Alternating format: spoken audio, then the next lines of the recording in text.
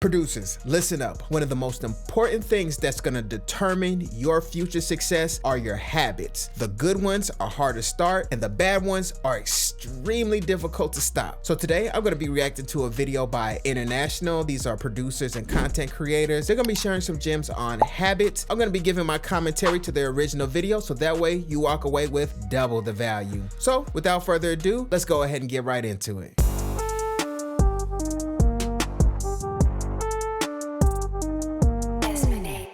The biggest difference between the producers who never make it and the high-performing successful music producers are the habits they perform during the day-to-day grind. Yes, you can be hustling every single day and still be missing the mark and heading down a long, winding road to getting a job, to no career in music. If you want to become a success in the music industry, you need to adapt the attributes of these successful individuals who are really doing this for a living. We've spent years in this game now, every day trying to figure out how we can make it. Hours of podcasts from producers, managers, A&Rs, artists, as well as actually talking and working with producers who are doing this full time. So in this video today, we're going to be sharing 5 of these habits and attributes that once implemented into your daily routine will set you apart from the rest of the crowd. The first thing we've noticed among these high-performing, successful music producers is they're really good at something. Having some sort of skill or some selling point about you and your name as a producer can potentially put you in a much better position to go forth and make music, post content, and network. This could be anything from knowing a particular instrument really well, for example, the guitar, or maybe something a little less common, like a saxophone or something. But it also could be something to do with your crazy, unique drum bounce that people love, the way you use synthesizers, and it could even be the way your studio looks. Maybe your content is the selling point about you. You've got an insane view from your studio. That could be your thing. And maybe it's the fact that you can write a whole song, you complete an entire production with lyrics and everything. That could also be it. You know, those are some interesting points so far. One thing that I was actually thinking about the other day is what's setting producers or engineers apart from each other. And just something from my own personal experience, what I've noticed is there will be an engineer or producer who records who's more skilled than me, but artists would want to book with me just because they like being around me. So that's something that may not be so readily apparent for everyone. You know, somebody could be faster at Pro Tools or faster at FL Studio, or, you know, better at the keys, or, you know, more organized. Sometimes the thing that's setting you apart is something that's not super obvious, and it's something that you have to kind of do some thinking, do some digging and figuring out. So you could be in the studio, one producer is substantially better than another producer skill-wise, as far as hard skills, as far as technical skills, but then the other producer maybe is a little more consistent. They can communicate well, they follow up, they know how to give more value than what they're actually being hired for. And those are some things that sometimes people don't quite see, especially in the beginning, but you know, just keep going out there, keep working with people, and eventually you'll start to pick up on those little bits and pieces and things that are not so super apparent that can set you apart from everyone else. For example, you've got Des Wright. His whole thing is about synths. He calls himself the synth god. Most of his samples, he starts with a synth or he includes a synth somehow. And same with Mike Dean, you've got a synth guy,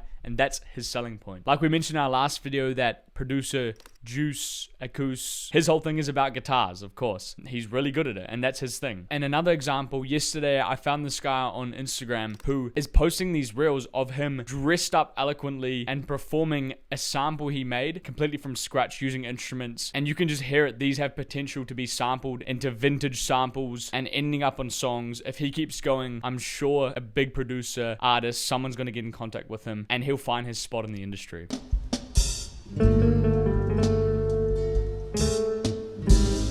That's one of the best things he could be doing with his time. He's posting in a cool way about his music, and he's playing his samples, and there's so much opportunity for people to get in contact with him, and he can promote his music, whatever. He's really good at something, and he's showing off what he's good at. And once you identify this thing that you're exceptionally good at, use it in pretty much everything you do. So make music with it. We know how to play the guitar and play the piano, so we incorporate those into our music because we're already getting kind of that edge from people who don't know how to play the guitar. And it's one of those things, the guitar's been around for so long, everybody loves guitar samples, so we're gonna make them because we have that skill. Yes, having multiple skills is extremely valuable. And sometimes it's not only just valuable to the individual artist that you're working with, sometimes it could be valuable to people around them, somebody on their team. For example, let's say you make beats, you record, but then also you like photography.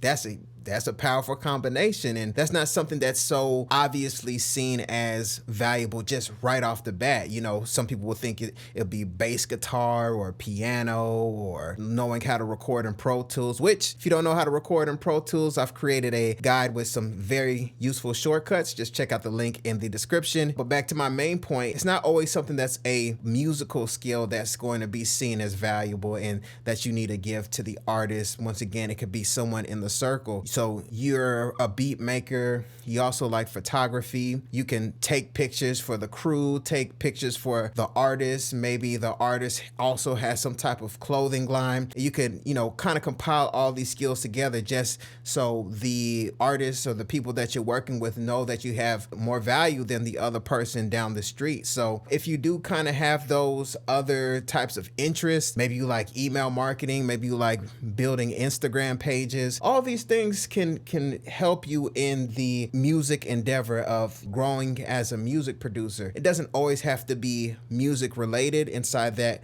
one niche to make you more valuable. There's a broad spectrum of skills that's going to make you more valuable. And what I've noticed from my personal experience, other people will contact you and ask you if you can help them. And you may not know that it's valuable, but they know it's valuable. So be open to listen to people when they're like, hey, can you help me out with this? I'll pay you. Don't always just totally brush it off and say, well, no, I'm in the beat maker role today.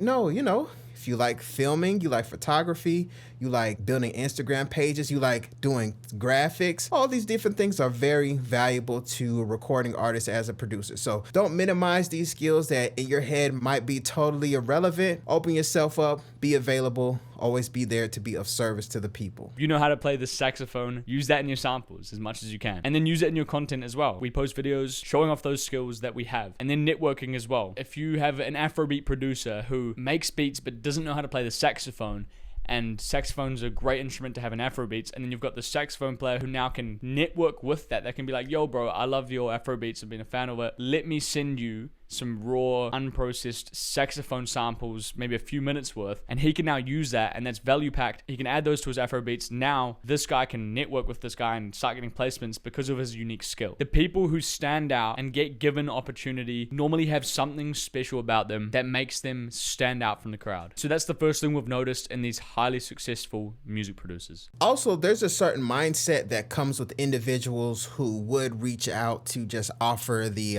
saxophone service. That's doing something without the expectation of getting something in return. So for example, the producer in the example that he just mentioned, let's say he sends out different saxophone loops to Afrobeat producers and the first 5 don't answer. That's not a reason to give up and to stop trying. Keep going. It could be on the 7th, it could be the 9th, it could be the 10th. Don't beat yourself up if you're reaching out to people and you don't get a response back. From my experience, sometimes people can come back and respond back to you 3-4 months later. Life happens. Not everything is about you. So if you're going to give selflessly without the expectation of getting something directly and immediately back in return.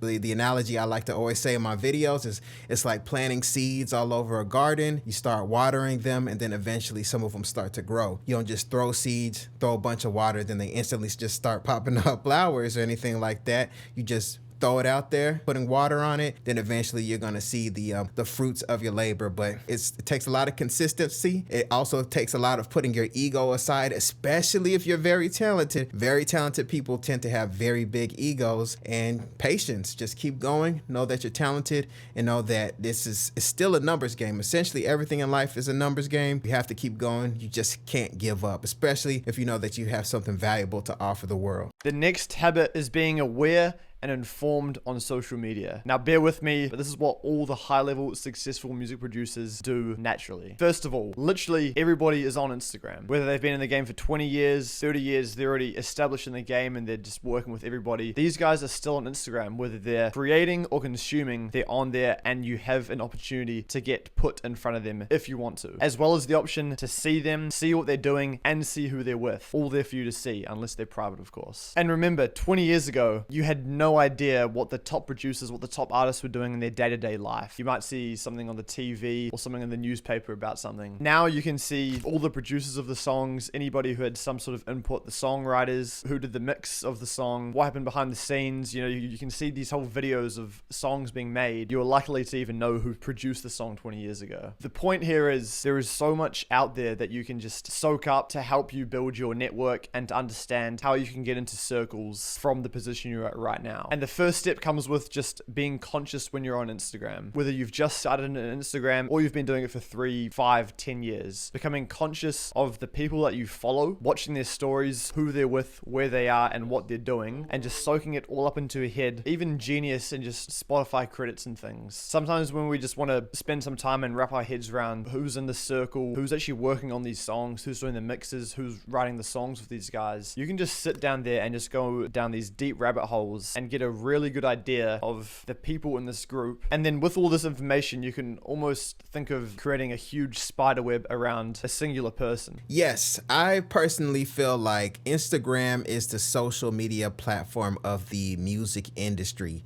So anyone who's working in the music industry is definitely on Instagram, and they're active. Now, not always active in the sense that they're making posts and making comments. Sometimes a profile will almost look dormant, but if you send them a DM, they'll send you a message right back. So just because a page doesn't quite look like they're, always active and posting on their stories doesn't necessarily mean that they're not there. Now, also, if you are going to reach out to people on Instagram, once again, I recommend not having your emotions tied to things, because you can send a message to somebody on Instagram and they read it and just never respond. Now, it could be because they don't mess with you, or it could just be that life happens, they kind of forgot. So don't be afraid to follow up. But once again, if they leave you on red, don't take it personally.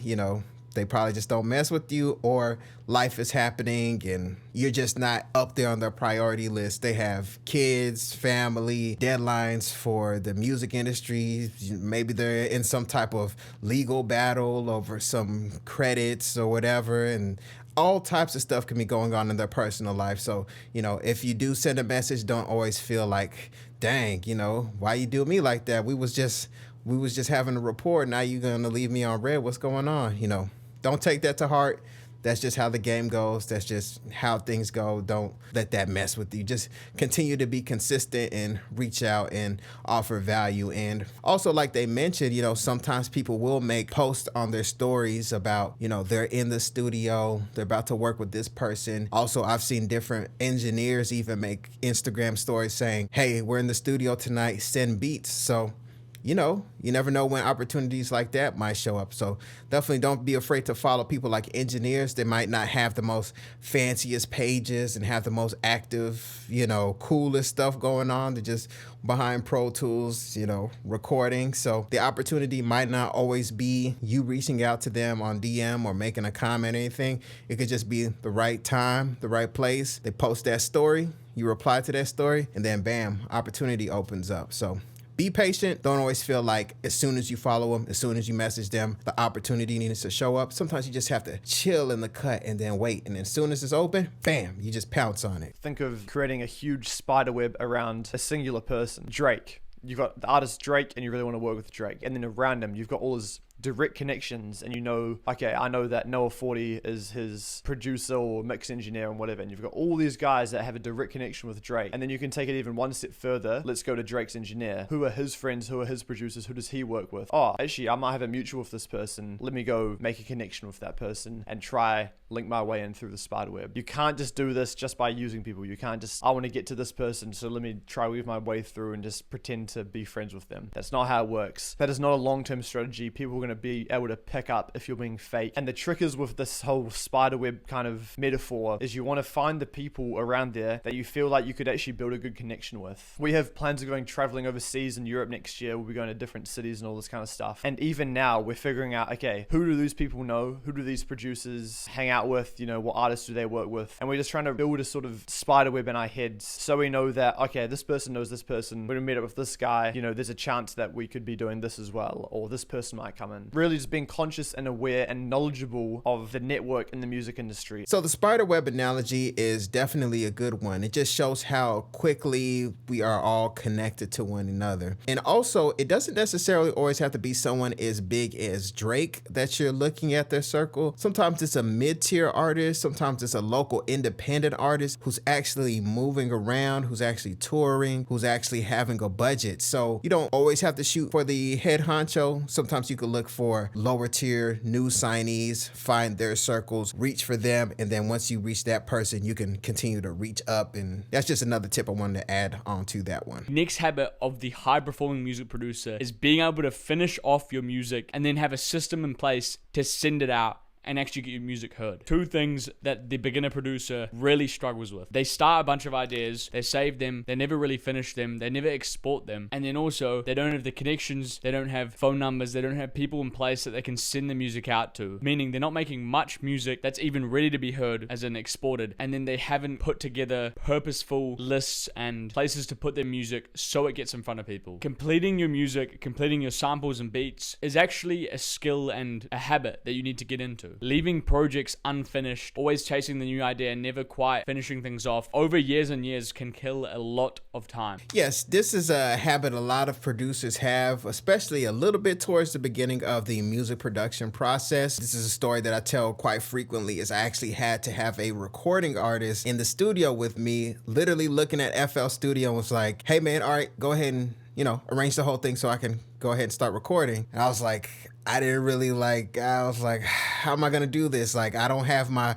reverse crash. I don't have the swoop sound. I didn't do a drop down and a stutter effect with Effectrix and all the cool stuff. And at that point, I learned how simple recording artists are when it comes to actually being able to create a song to a beat. So he didn't need all that kind of stuff. He just needed things structured out. Give me a hook, give me the verse, give me the hook, give me the verse. Give me a nice outro, and whatever you want to do to this beat after I'm done and I leave and I go back home, then you go ahead and do all that and let me hear it back. So, I was really producing from a beat maker's perspective as opposed to producing from a song maker, actual song producer's perspective. And that really slowed me down because I did have a lot of unfinished projects in my folders because I wanted everything to be cool and pretty and, really go crazy, and all that wasn't really necessary. So I'm definitely grateful for that learning experience on how to get out of that unfinished project mentality over to being able to, within the drop of a dime, just being able to totally arrange a beat really quickly. They don't need that many sounds in the beat to actually finish the song. So you're likely overthinking it. The artist, the rapper, the singer, they don't need that many sounds in the beat. They don't. You think they do, but they don't.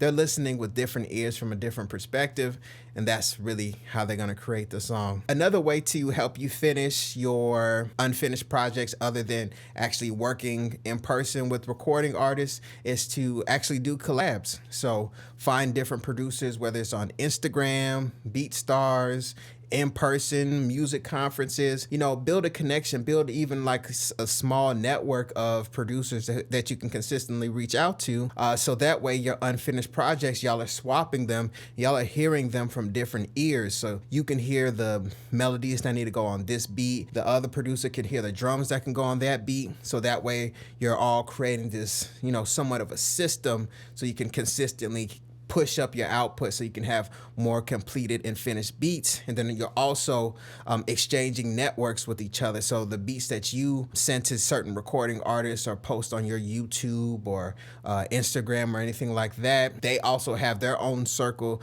of artists and engineers that they're sending their stuff out to. So that way you're kind of replicating yourself. You're getting more beats done. You're also getting more exposure because you guys are sending it out to a larger body of people. And there's also a saying that goes, many hands make light work, which means that the more people that you have helping you for a specific vision and a specific goal makes the work easier. So don't always feel like you need to be the head honcho of everything. Build a circle, build a community, build a team, so that way you get more done more efficiently and it's easier. If you had continued in that flow, maybe you would have finished it, maybe it would have been even better, but you save it there and then next time you come back, it might not hit the same. It's not saying you shouldn't save things and come back to them, but I think a lot of people have this habit of not being able to just sit there and go through an idea and see how far it goes. If you've watched our channel, you know as a producer, making music is a key part of it, but it's not the only thing you should be doing. So when you do go to music, you kind of want it to be as efficient as possible. So try more and more often sitting down and starting to create, but then when you get that idea, stay in that zone, stay in that flow, avoid distraction and see how far it goes, and you might just finish more things off and be able to export more music to send people. Now that you're finishing more music, the next step that determines whether your music actually gets out there and gets placements or not is sending it out. And there's a few things to think about here, because you need to think, is what I've just exported something I want to send to a bunch of people and maybe put out there for free? Or is it something that I know I have one connection, this guy who gave me his phone number, and I'm going to send it to him, and there's almost a guaranteed chance he's going to hear it and potentially even use it. A lot of producers will never make it simply because 80% of their music is stored on their hard drive unfinished, and then the 20% they finish, when going to put their music out there,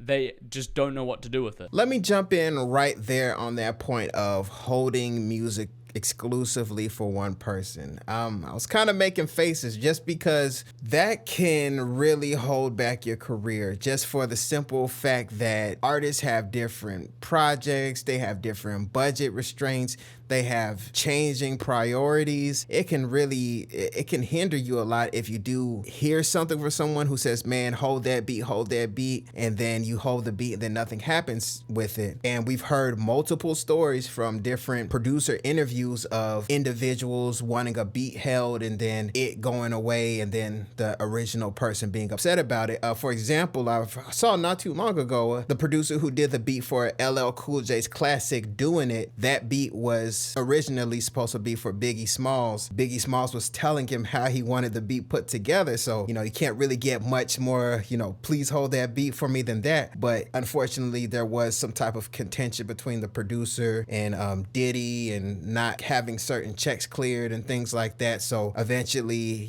LL Cool J was able to get that beat and we wouldn't have the classic song Doing It to this day. So, that can get tricky. But I would say, in my personal opinion, that's going to hold you back more than the artist. So sometimes you do have to make certain people disappointed in you just because you have to protect your own interests. So that's just my little, deviation from their point. This is about you. This is about your career. You always want to do good business, but at the same time, sometimes you do have to rub people the wrong way just to, push the business forward for you and your team. Controversial take, I know, but business got to get done. And even some of the most successful producers do this. And that's a mixture of keeping some things exclusive for people, meaning maybe no one else ever hears it except for them, and then with other music sending it to a bunch of people or putting it out there for free in a free sample pack or something. It gets to the stage where if you're sending music to established producers and artists that is out there for free and they hear it somewhere else on the internet, this relationship you've nearly built is now at risk at being completely useless and destroyed because you've shown that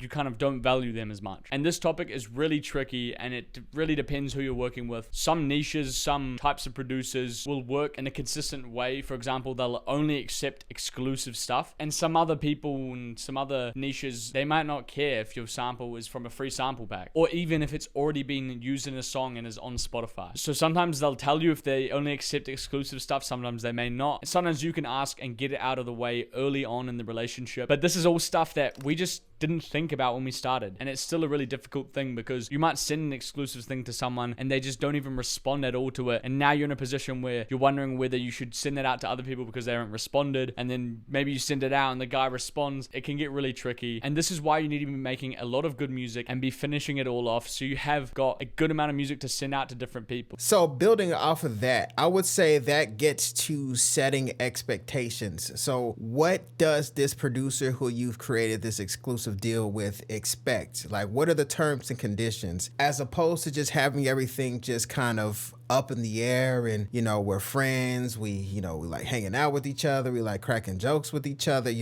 we're cool. Kind of need to get pen to paper so that way we have different expectations between each other so we have an understanding. Contracts can be for the protection of both of you, just so you have clear expectations, because there can be instances where there's one line, or you can even do things via email that there's something that you state that they interpret it one way, but you meant it another way. And now you two have spoken to each other and you've clarified it. And if you didn't clarify it, it could have been some real issues. So guys, don't be afraid to get a little corporate on people. I know it's not the coolest thing. I know it's not the smoothest things, but if you do interact with each other, get a cool vibe, you guys like each other's music, at least do things via email, set expectations.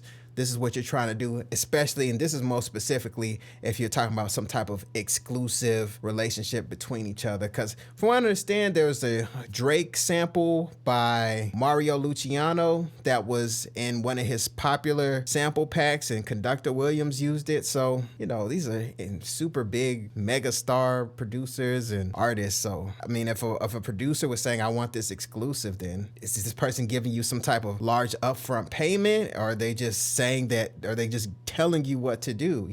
Sometimes don't be afraid to, poke your chest out, get a little backbone, and tell them that's not going to work for you. I know a lot of people in the industry want to just be liked to be buddy, but it's okay to set boundaries, set standards, and that's not going to work for me. It's not going to work for us. We're not doing these things exclusive. We'll do non-exclusive, but we'll set it up, send it to you first. Work out something, but don't just be a pushover and let people kind of bully you. Have a backbone, and everything be cool. People respect people with backbones, so it's all good. Last habit is building those quality, just good connections and friendships inside of the music industry. The best and the longest lasting connections are gonna be with people that you actually just connect with. Sometimes it would just be for no particular reason. These long lasting connections can even just start off with the fact that the person has replied to your message in the first place. When you think about all the people in the industry, there's only actually gonna be a few people that you actually build a connection and consistently make music with. And it's up to you to put yourself out there, to shoot your shot with people, go out looking for this people, because there are people out there that you don't even know about yet that you can connect with, and it really just comes down to a numbers game. So when somebody does reply to you, treat it like it could be a possible long-term connection, and this is someone that you could just build with over the next 5 or 10 years. There could be people that you send a message to that won't message you back for 5 years, but then as you build your placements, as you meet more people, as you become more experienced and just better as a musician and a person, and probably your follower count has gone way up, a lot more established in the music industry, that same person might just happen to come across your profile, click on message to go message you, and they see that you've already messaged him 5 years earlier. But just one quick bit of advice of something not to do when you're shooting these shots is do not just straight up ask people's sample email, say, hey, I've got loops for you, hey, I've got beats for you. If you went into any successful music producers DMs, or artists, or even managers and A&Rs, just anybody who's done well for themselves in the music industry, I can guarantee you there's thousands and thousands of music producers in the request saying, hey, I've got loops for you. They probably don't even need loops. Just don't be one of those people. Before you message somebody, think about what value you're giving the person. So yeah, that gets into what I mentioned earlier about not taking things personally if they just skip your messages and you're at one point now, then now you're hotter. It's easy to get in your ego and say, you didn't mess with me then, but now that I got a little motion, now you want to message me, I don't know. You have to just think about, one, they may have been going through something personally at that point whenever you mentioned them. And two, status is a big thing for just human beings in general. I would just say in the music industry, but human beings in general, we gravitate towards high status, success, momentum. We like to be around people who we perceive are doing better than us. It's kind of deep psychology that goes into that. So he is right. You could make moves, and then that momentum triggers the person to actually reply to you 4 or 5 years later. So, if you're able to work out something that's beneficial to both of you, of course, don't be petty and all that stuff. And it can be tempting to be petty, but, this is about, your career, you're doing business, and if you're doing something in corporate America or a day job, you don't do all that extra petty ego stuff. You just, you could think something to yourself, but at the end of the day, you got to think about, the overall mission, the overall vision of pushing music forward, and also, doing good business with someone. And also, as far as the messages, the spam messages, and and the screenshots you just showed there a moment ago, it's not always about what you do, it's how you do it. So if a person is saying, DMing on Instagram doesn't work, that doesn't necessarily mean that that's true. It just means that their method of doing the DMs doesn't work. So you definitely do have to develop your own strategy. There's going to be a lot of trial and error, and don't feel entitled to a response. Try different things out. Try, like you mentioned, if there's some type of story going on, sending a message, they make some type of post, compliment them on some type of new music or something that they have going on. And also, possibly if you're consistently showing love, possibly buying things from them, DMing them, and sincerely enjoying the product that they put out, that can also put you on their priority list. So don't take things personally, and always know that there's a way and a strategy of getting things done. And just because it doesn't work for one person doesn't mean it doesn't work for anybody. It could just be the strategy the person's using. Now, maintaining these relationships as you get them and as you sort of build on them is super, super important as well. You can't just get a connection, they reply to you, you send loops to them one time, they send a beat back, and you're good for life. You need to maintain the relationships with these people, whether you're just working on a consistent basis, maybe you even just text now and again, and you've got something in common that you talk about. Whatever it is, make sure that you're always probably popping up in the person's head like they might be for you. Whether you're sending them an email, hey bro, I just made this FLP, thought you might like it, might want to work on it. Send it off to the email. Message them on Instagram as well. Yo bro, I sent you an email with an FLP. Don't just take these relationships for granted. Just one thing to think about, which we are going to make a whole new video on about this topic. Having literally just one connection where both you and that connection are both building, both growing, both trying to reach for success, as well as having your own connections, outside of each other. I send a music to this person, he adds something to it and sends it out to all his connections. The amount of value you can get from that is going to be insane. So just finding those few connections that you just really gel with them and their music and their personality, and just building with them in the future, it's really going to pay off. Also, a point about networking with people who are essentially growing at the same rate as you is definitely rewarding. You can share different war stories, you can share different struggles that you're going through, different solutions, share drum sounds, just share techniques. That's a beautiful thing, man. I've definitely experienced that before to some degree in the past, and it's like, man, I have someone that I can lean on to help me get through these different, struggles and trials and tribulations. And it could be someone that you meet online, but typically it's someone that you meet in person at least maybe once or twice, that you're able to establish that real connection with, that you guys are able to message each other and make comments about this, and they feel you because they're going through the same thing. And as you continue to grow, you can, sharpen each other's sword and make sure you're holding each other accountable, and just sharing artists and all types of different stuff, man. It's a beautiful thing to have another person that you can lean on, even if you guys aren't technically in a group together. Man, it is great to have someone else there working with you. All right, so all the producers out there, what are some of the habits that you're implementing that's starting to give you good results? Is it an Instagram strategy? Is it a strategy that you've been doing in person? What are some of the things that you're learning? Don't gatekeep. This is a community for us to all help each other. And if you enjoyed this video, make sure you hit like and subscribe. My name is Desmond A, and I'll be back with more great videos. Peace. Desmond A.